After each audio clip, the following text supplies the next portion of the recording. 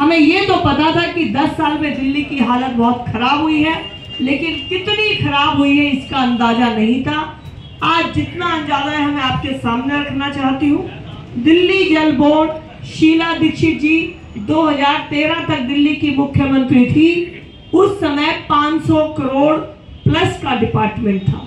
ये बाजार व्यापारियों का है, तो आप समझ सकते हैं इन आंकड़ों को, क्योंकि आप खुद आंकड़ों में रोज काम करते हैं। आज दिल्ली सरकार का दिल्ली जल बोर्ड 70,000 करोड़ घाटे में है।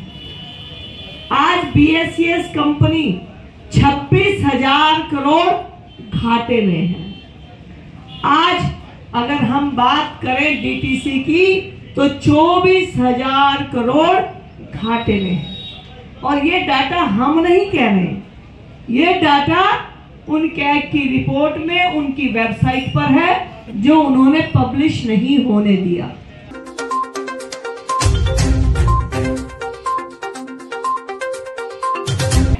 कि अगर ये समय जो आपने हमें दिया है, इसमें करने में समय जरूर लगेगा, क्योंकि ये छोटा काम नहीं है।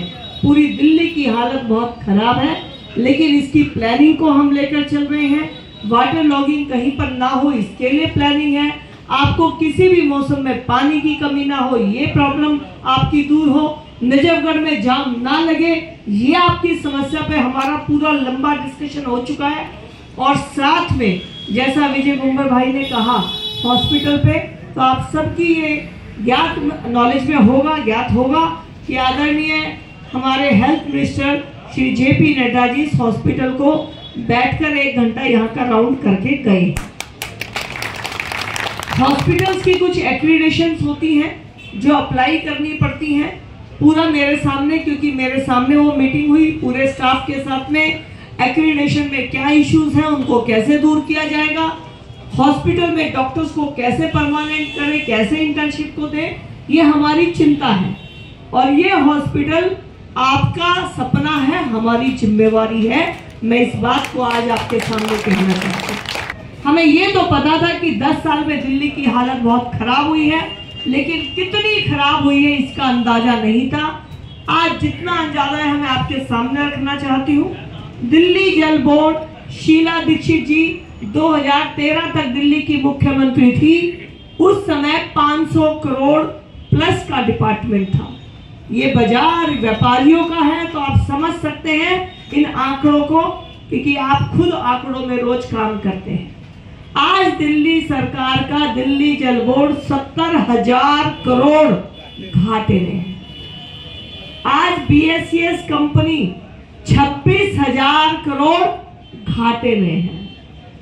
आज अगर हम बात करें डीटीसी की तो 24,000 करोड़ घाटे में है। और ये डाटा हम नहीं कह रहे, ये डाटा उन कैग की रिपोर्ट में उनकी वेबसाइट पर है, जो उन्होंने पब्लिश नहीं होने दिया। तो आज जब हम उस जगह पर आए, हमारी मुख्यमंत्री आदरणीय श्रीमती रेखा गुप्ता जी ने और हमारे सभी मंत्रियों ने जब बैठक ली, तो हर बैठक हमारे लिए एक से बढ़कर एक शॉकिंग बैठक थी, क्योंकि हमें सिर्फ दिल्ली जल बोर्ड का पूरा पता था, डीटीसी का आइडिया था, और हमें बाकी डिपार्टमेंट के आइडिया थे, लेकिन ये घाटा इतना बड़ा हो सकता है ऐसा हमने सोचा नहीं था। इसीलिए अब हर डिपार्टमेंट को एस्टिमेट करके, क्योंकि ये वो सरकार है आदरणीय प्रधानमंत्री श्री नरेंद्र मोदी जी की, जिसमें श्रीमती रेखा गुप्ता जी को प्रधानमंत्री जी के तीनों विजन पर काम करना है। हमें आपको डेवलप्ड दिल्ली भी बनानी है, हमें आपका बेसिक इंफ्रास्ट्रक्चर भी वर्ल्ड लेवल का बनाना है, लेकिन साथ में हमें सोशल वेलफेयर स्कीम, चाहे वो आयुष्मान योजना हो, चाहे वो वृद्धों की पेंशन हो, या महिला सम्मान राशि हो, हमें ये भी देनी है।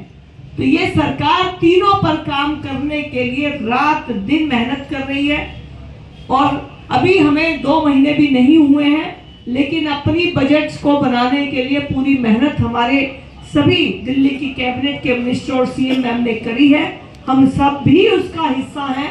और मैं एक बात और यहाँ पर कह दूं कि हमारी कोई भी कार्यकर्ता यहाँ बैठा है, अगर कोई बात आप यहाँ बैठे किसी भी कार्यकर्ता को बता देंगे, अगर निर्मला जी को भी बता दी कमलजीत जी का ये काम है, तो आपको कमलजीत से मिलने की आवश्यकता नहीं है। जो मेरा साथी मुझे बताएगा वो बात मुझ तक पहुंच जाएगी और उसके ऊपर काम हो जाएगा। हमें थोड़ा सा समय बस आपसे चाहिए। अब यहाँ की दिक्कत ये है, हम इसको हेरिटेज मार्केट, आज अगर शाहपुरा की बात करें, आज हम मेहरौली की बात करें, तो वो मार्केटें बड़ी अलग लेवल पे डेवलप हो गई। तो आपकी ये मार्केट में हेरिटेज लाइट लगे, ये तार हटे, ये हमारा नेक्स्ट प्रपोजल है।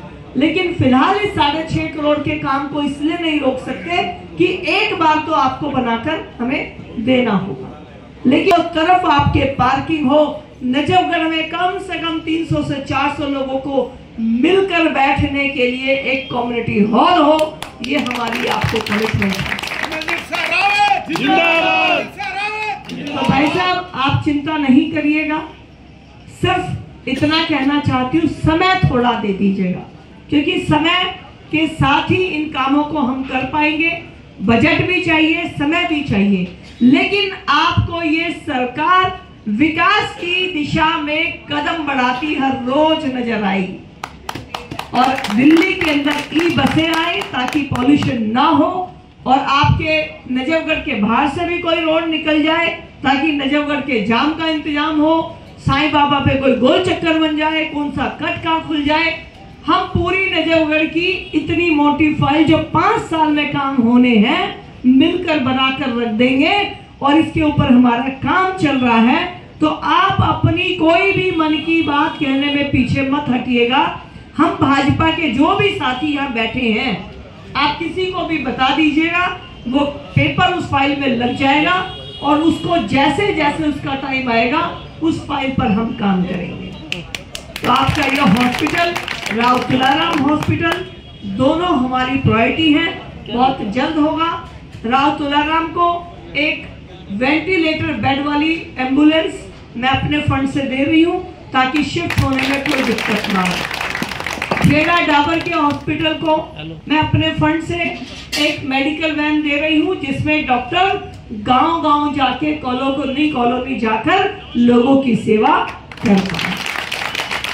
इतना ही निवेदन करना चाहती हूँ। बाकी जी और अमित जी हमारे दोनों निगम पार्षद यहाँ पर हैं। निगम के बारे में अभी अमित जी ने कहा, तो अमित जी हम क्या बनाएंगे? वहां से कोई रहना ही नहीं चाहता है, वहां का हर आदमी वहां से पीड़ित है। पीड़ित होने का कारण भी गलत नहीं है। जब मैं मेयर थी, मेरे पास 104 निगम पार्षद थे, जिसमें से 72 भाजपा के थे, 18 आम आदमी पार्टी के थे, 12 कांग्रेस के थे। तो मैंने निगम पार्षद बनते ही जब मैं मेयर बनी, तो मैंने सबसे पहले बैठक 72 लोगों की ली कि काम में कसर मत छोड़ना। लेकिन अगले 2 घंटे के बाद मैंने आम आदमी पार्टी के उन 18 पार्षदों को बुलाया, उसके बाद 12 कांग्रेस वालों को बुलाया, और उनको भी एक बात कही कि पार्टी काम में बाधा नहीं होनी चाहिए, खुलकर काम करना, कोई बजट की कमी आपको पार्टी के नाम पर हम होने नहीं देंगे, और मैं बैठी हूं, आप कोई भी काम कहेंगे हम करेंगे। ये हमारा काम करने का तरीका है। लेकिन जब ये 2022 में निगम में आए, तो आज तक इन्होंने स्टैंडिंग कमेटी नहीं बनाई, अपने निगम पार्षदों को, अपनों को पैसे नहीं दिए। इसलिए अमित भाई आपको और बाकी भाई को तो ये तसल्ली थी कि हम निगम में नहीं है। काम करने का आपने जज्बा देखा ही, काम तो मैंने और सतपाल मलिक जी ने किया, क्योंकि जब हमारी सरकार थी।